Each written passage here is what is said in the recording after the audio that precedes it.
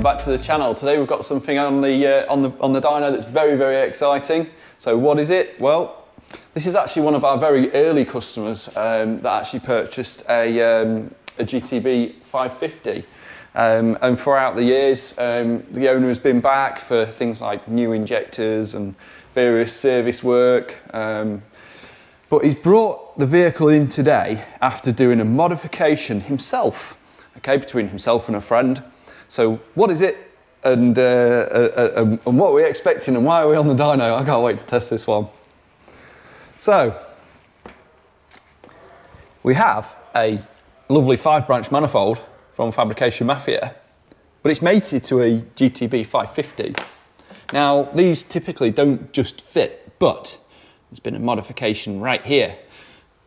Some custom oil feed and return lines as well, so everything marries up, and then of course a modification to the exhaust as well. So we're going to be testing this vehicle today without any alterations to the mapping or anything like that. So we've got in the background here a graph when it once made 250 horsepower and 580 Newton meters. Delivered quite well. So this was a while back, but we're going to do no mapping, and we're just going to power test the vehicle and see if we can improve that, because the customer says it goes like an absolute rocket. So the idea of fitting this manifold over a stock manifold, well, the customer had a CJM manifold on it, is to improve flow to the turbo, just in case the stock manifold is being restrictive at all. So yeah, I'm pretty excited about this. Nice to see a customer, no doubt, plumbing in a boost gauge the correct way from the inlet manifold, not from the actuator. You do have a pressure difference from one side of the intercooler to the other when you do that, and it is worth mentioning, intercooler, yes, that is an alive ultimate intercooler in there. So originally this did have a Circ Motorsport intercooler on it, and I think was around the sort of 250 horsepower mark. But we fitted an ultimate for reliability purposes, and we found around, I think it was around 10 Newton meters of torque. So it was yeah, pretty good gain there. So right, so what we got? We've got a working truck. You know, we've got a customer who uses his vehicle, enjoys the performance, not afraid to drive it hard. So what mileage are we on? 140. So I did speak with the owner. It's on the original engine. At some point does want to upgrade the head to an AMC, and we may go down the option, down the route of upgrading the fuel system as well. So right, the car's already on the dyno, so let's get into it. Let's put some temperature back into the car, and let's do a couple of runs. So I think it's going to find power everywhere, but it might just find it at the top or the bottom, or it could be worse throughout. So yeah, right, let's have some fun.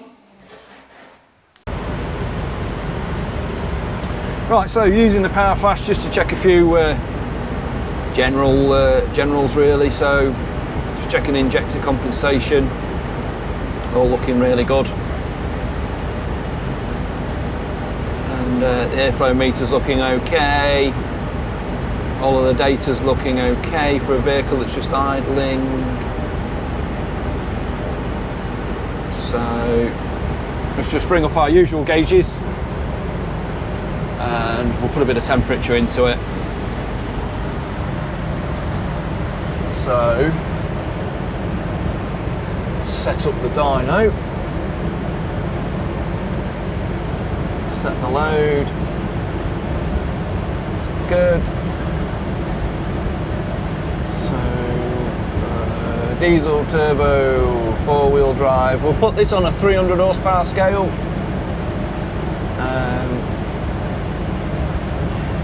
Input, let me just double check what we had as rotating mass the last time this was dynoed. So it's really important that if we're back-to-back testing, keep as much information the same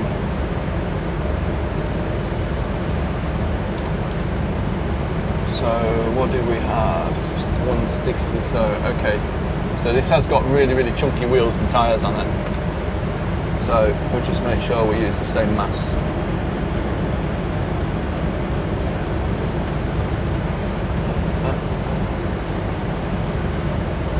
So right, let's 3000 RPM. Just handbrake off. Got the vehicle in diff lock. Just take up some drive.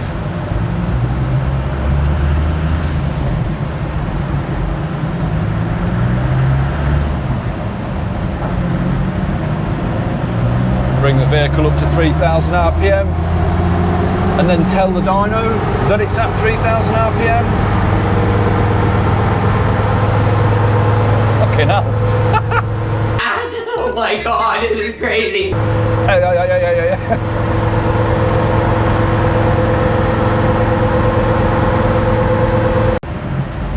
Right, so just want to run it a little bit more just to get that coolant temp. I mean, the vehicle's just been driven here not long, yeah, about half an hour ago. It's been in here half hour.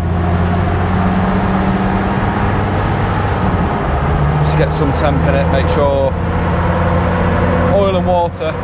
Oil is up there as well. We can see water.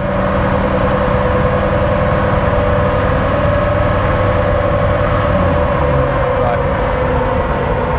So what you'll see on the dyno screen is the last run that this did, which was 250 horsepower and about, I think it's 580 Newton meters. So I'll have that loaded in the background and we're going to see if we can try and beat that. So I'll be logging on the laptop. So, right, let's go.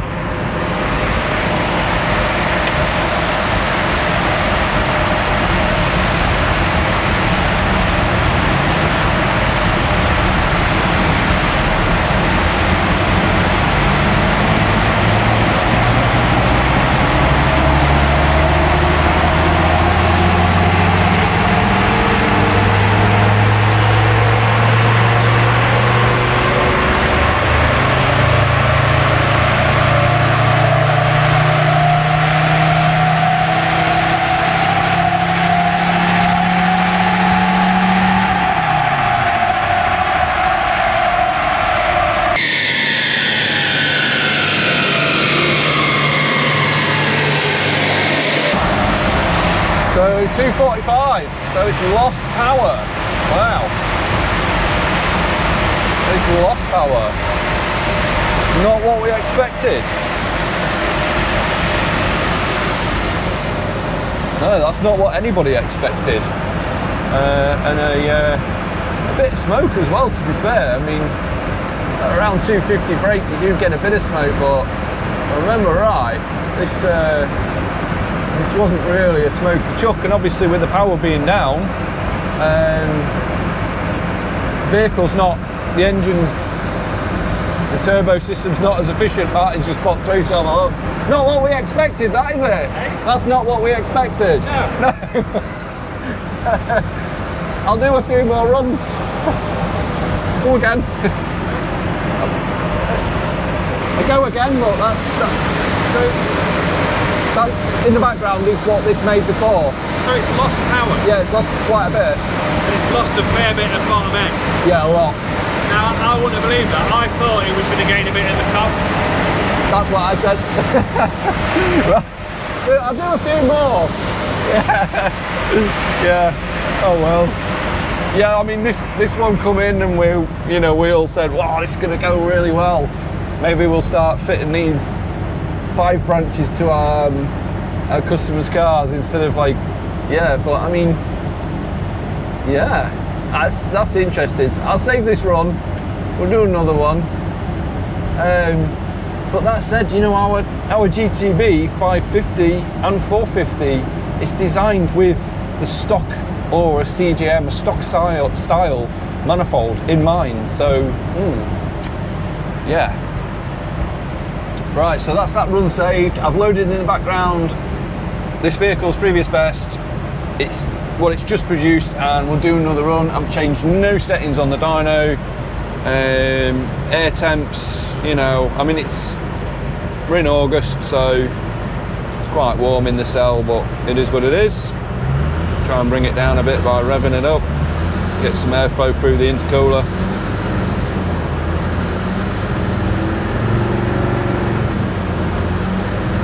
Does help a little bit, but what I don't want to do is nurse the car too much and try and up the figures. It's not what we're trying to do here.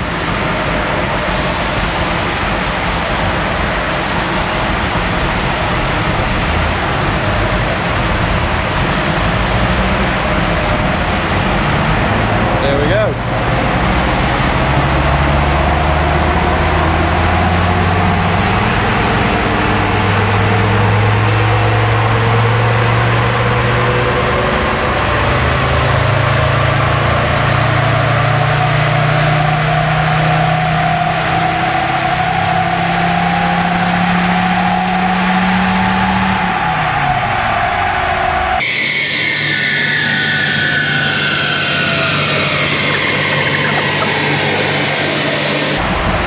Yeah, 243, 561. So yeah, it's not as strong as we thought that one would be, eh?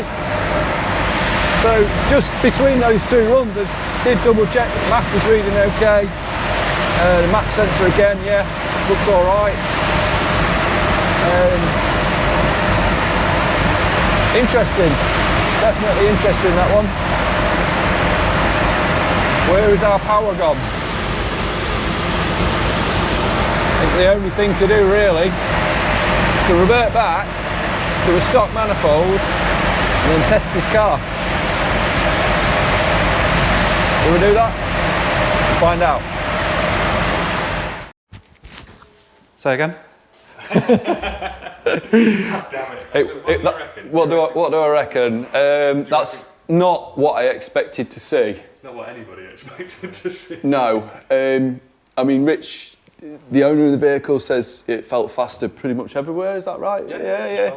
Felt smoother. I mean, no.